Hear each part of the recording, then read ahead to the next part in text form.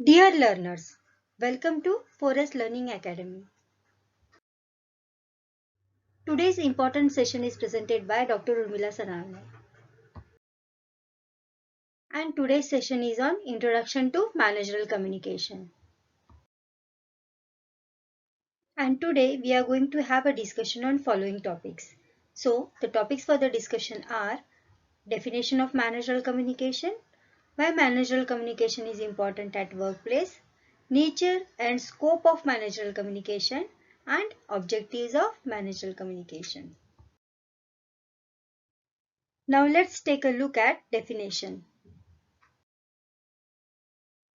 Talking about managerial communication, it is a process that helps manager to communicate with each other as well as with the employees within the organization. Communication helps in transformation of the information from one party called sender to the another party called receiver. Now let us see why managerial communication is important at workplace. The answer to this question is explained below. As we know, managerial communication is necessary for exchange of thoughts, ideas and information amongst the employees at all the level of management within the organization. Next one is managerial communication is an essential at workplace for the achievement of targets given to the employees within the desired time frame. Next one is it also helps manager to set goals and targets for themselves and for the organization too. At the time of crisis in the organization, communication plays an important role for resolving the issues and bringing the situation back to normal. Last one is managers communicate with the team members to understand and address their grievances and problems and also try to resolve it as early as possible. Now let us move towards the important point of discussion, that is nature and scope of managerial communication. Meanwhile, take screenshot or running notes for the quick revision.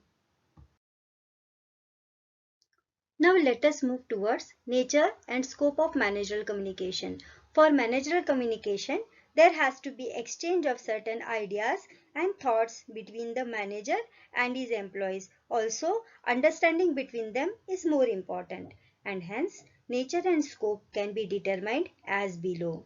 In that, first one is proper understanding of message.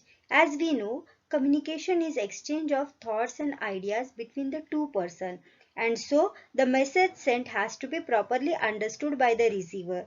Otherwise, communication will not take place properly.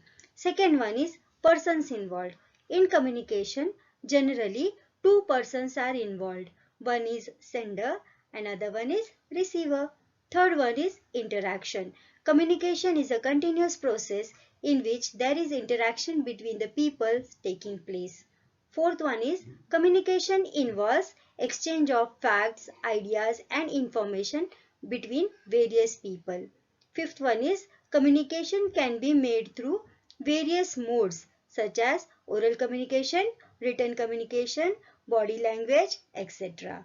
The last one is the feedback. Here in communication process, feedback is considered as an important part which is given by receiver to the sender about the message sent.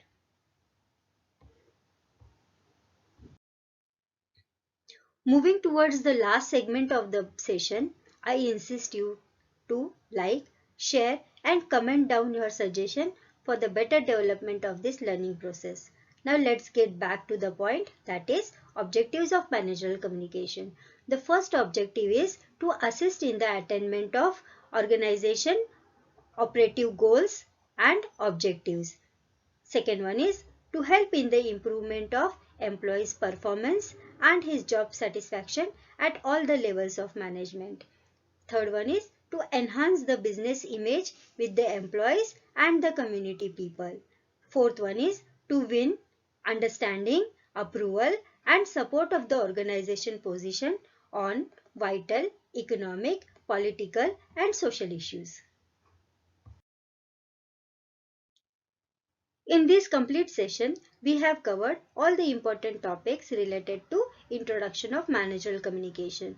We will continue with the detailed analysis of the same with elements and process of managerial communication in the next session. So stay tuned to this channel.